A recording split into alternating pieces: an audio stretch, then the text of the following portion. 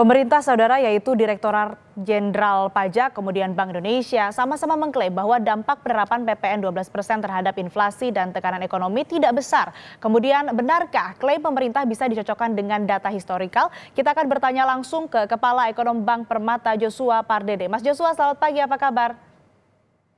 Selamat pagi Asri, kabar baik. Mas, pemerintah kan khususnya Direktorat Jenderal Pajak ini mengklaim sumbangan kenaikan PPN jadi 12% sangat minim terhadap inflasi. Bank Indonesia juga kemarin bilang sekitar 0,2% begitu dan tidak signifikan juga menekan pertumbuhan ekonomi. Benarkah demikian kalau kita mengacu saat PPN naik dari 10% menjadi 11%? Ya, jadi kalau kita melihat data BPS, data inflasi BPS, pada saat pemerintah menaikkan tarif PPN dari 10% menjadi 11% di bulan April 2022, memang terjadi kenaikan inflasi.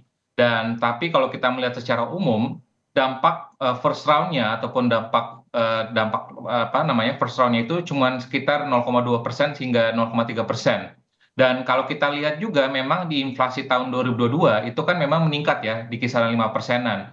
Nah, itu bukan semata-mata karena kenaikan PPN. Ingat juga bahwa di 2022 yang lalu ada perang Rusia Ukraine yang di mana harga minyak naik menembus $100 per barel sehingga pada bulan September 2022 pemerintah pun perlu menaikkan tarif Pertalite ya sehingga memang di situ ada kombinasi dampak dari geopolitik di Rusia Ukraine dan lalu juga ada apa namanya kenaikan dari Pertalite dan juga ada dampak dari PPN. Tapi kalau kita melihat dampak PPN saja, ini kurang lebih sekitar 0,2 sampai dengan 0,0 poin. Sehingga kalau kita refleksikan di penerapan 11% ke 12%, kurang lebih hitungannya pun juga kurang lebih yang bersama ya, paling banter 0,2% hingga 0,6 poin ya, dan itu pun juga kalau kita melihat pemerintah sudah mengatakan sudah mengecualikan barang-barang kebutuhan pokok, jasa pendidikan dan kesehatan, dan juga barang-barang yang dikonsumsi masyarakat kelas menengah itu di sebagian besar akan di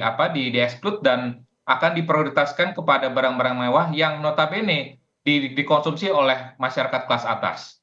Jadi intinya kenaikan PPN dari 11% menjadi 12% yang akan berlaku 1 Januari nanti, gambarannya tidak jauh seperti kenaikan pada saat 10% menjadi 11% di tahun 2022, meskipun ada faktor geopolitik begitu?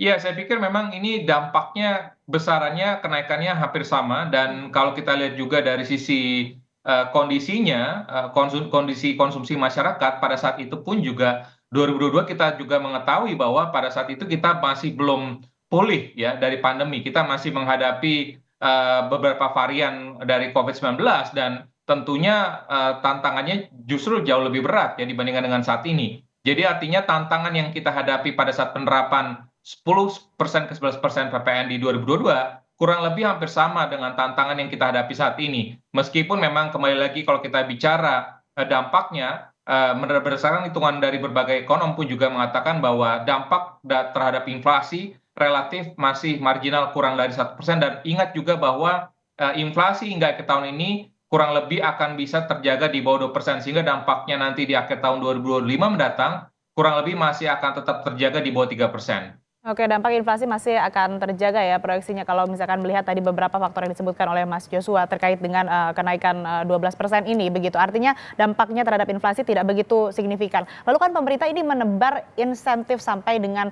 265,6 triliun rupiah untuk hiburan bagi masyarakat karena kenaikan PPN. Nah, apakah ini kemurahan hati pemerintah atau sebenarnya hal ini adalah praktik lazim yang dilakukan oleh banyak negara di dunia?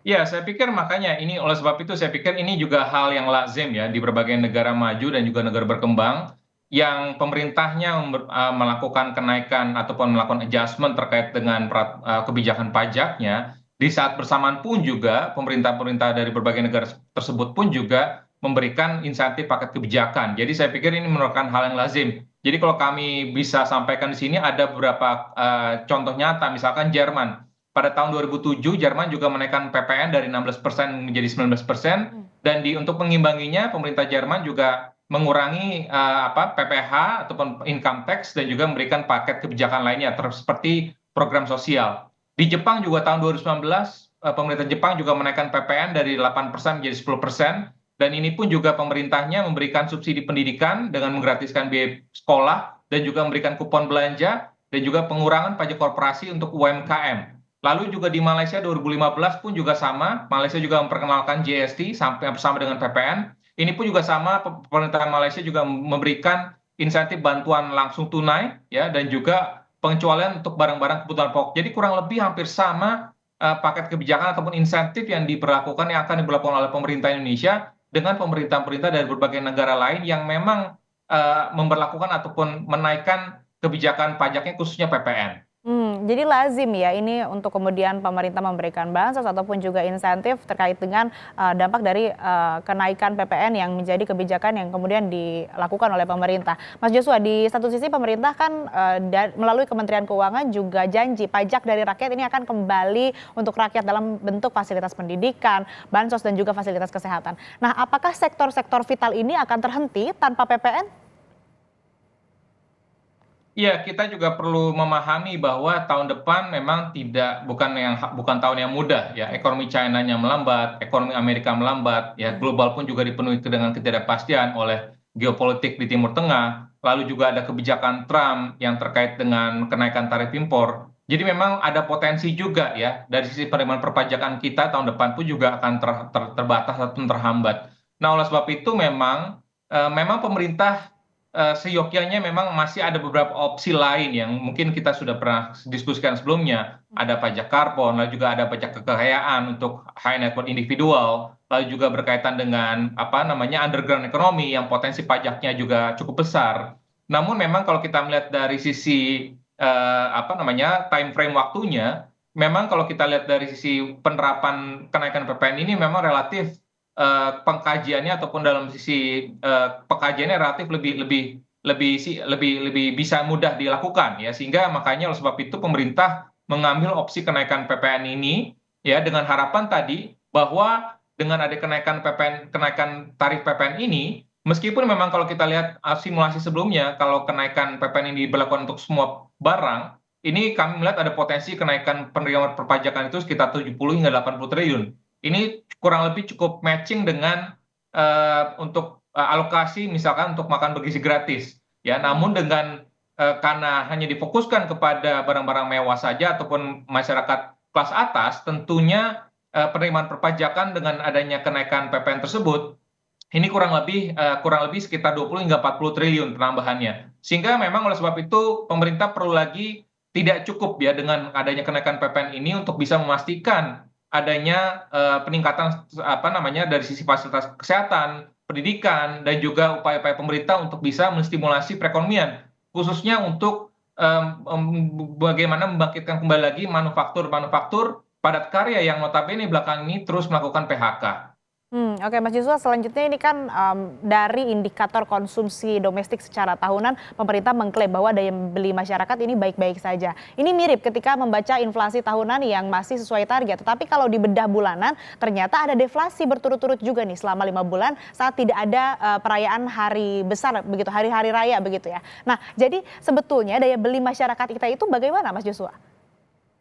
Ya, kembali lagi kalau kita bicara ekonomi dan ini pun juga fenomena ini terjadi pada saat kita menghadapi pandemi, yakni di mana ada sebagian kelas masyarakat, kelompok masyarakat yang memang terpengaruh ya dengan kondisi ataupun daya belinya terpengaruh ataupun mengalami penurunan, namun juga ada sebagian kelas masyarakat, kelompok masyarakat yang cenderung masih tidak terpengaruh ya, khususnya masyarakat penghasilan tinggi. Dan itu pun juga kalau kita melihat secara sektoralnya pun juga hampir sama. Ada sektor-sektor ekonomi yang tetap tumbuh cukup positif baik ya. Misalkan jasa rekreasi, jasa transportasi, jasa hotel restoran. Ini pun juga sejalan juga dengan spending masyarakat. Kalau kita melihat detail ya data konsumsi rumah tangga berdasarkan data BPS itu konsumsi untuk leisure, untuk spending untuk restoran hotel dan juga transportasi itu dua spending tersebut masih melampaui spending-spending lainnya ya, konsumsi lainnya. Dan bahkan kalau kita melihat pertumbuhannya sendiri bahkan di atas 6%. Sehingga kita tidak kurang arif sepertinya kalau kita bisa menyimpulkan bahwa ada penurunan daya beli secara keseluruhan. Karena tetap saja kalau kita bicara pada saat kondisi liburan, ya banyak tentunya kita melihat sebagian besar masyarakat kita yang berlibur ya bahkan ke luar negeri ya dan juga kalau kita tempat-tempat wisata di dalam negeri pun juga eh, cukup padat dan penuh dan macet gitu ya. Sehingga oleh sebab itulah saya pikir mungkin terjadi perubahan pola behavior masyarakat yang sebelumnya mungkin concern terhadap konsumsi untuk barang consumer goods ya yang memang tahan lama, tapi mungkin saat ini ada yang kebutuhan yang lebih tersier lagi ya, yakni terkait dengan leisure tadi, yang karena berkaitan juga dengan kebutuhan misalkan anak-anak muda Gen Z gitu ya, sehingga makanya spendingnya saat ini cukup banyak ya, cukup meningkat itu untuk spending untuk leisure gitu, sehingga kita tidak bisa menyimpulkan sepenuhnya bahwa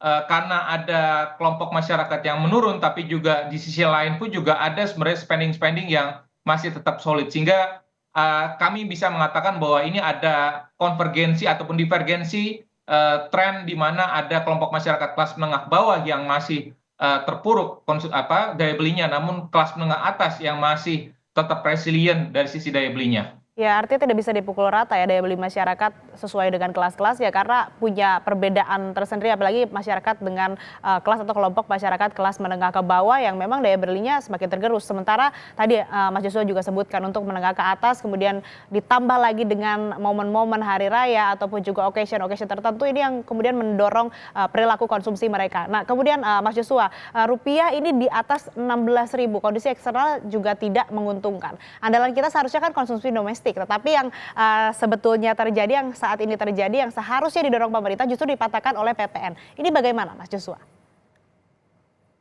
Nah, memang sebab itu saya sebelumnya pun juga kami tetap terus menyuarakan ya bahwa sekiranya memang pemerintah bisa menunda ya, tidak membatalkan tentunya, ya ini menunda tentunya dengan melihat momentum kelas menengah ke bawah itu yang cenderung cukup terpengaruh.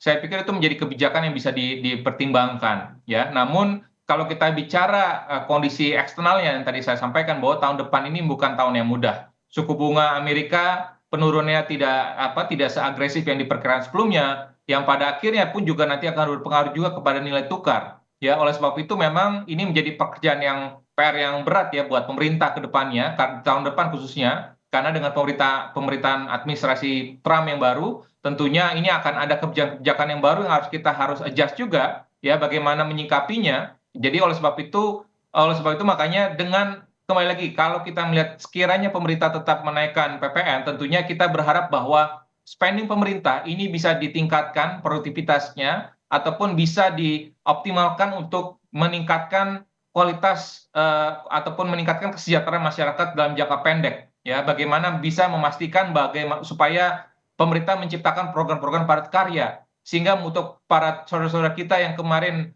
masih sudah kurang beruntung yang sudah ter-PHK oleh para industri padat karya, ini pemerintah bisa akomodir ya dengan adanya penciptaan lapangan pekerjaan gitu. Sehingga saya pikir kembali lagi bagaimana dari kebijakan PPN ini pemerintah bisa meningkatkan juga kualitas spendingnya agar bisa mendorong pertumbuhan ekonomi yang lebih baik lagi, khususnya konsumsi domestik di tahun depan. Ya, tahun depan bukan tahun yang mudah sehingga kebijakan yang nantinya diterapkan ataupun juga diberlakukan oleh pemerintah harus kembali melihat bagaimana kemudian bisa menyejahterakan rakyat. Salah satunya kalau misalkan menerapkan PPN ini harus dilihat tadi spending dari pemerintah untuk kemudian kepentingan masyarakat. Tapi kalau ingin tetap dilaksanakan atau tetap diberlakukan, ada momentum tadi yang disebut oleh Mas Joshua sehingga lebih bijak untuk menunda kenaikan PPN 12%. Terima kasih Mas Joshua Pardede, Kepala Ekonomi Bank Permata telah bergabung bersama kami di Kompas Bisnis. Sehat selalu.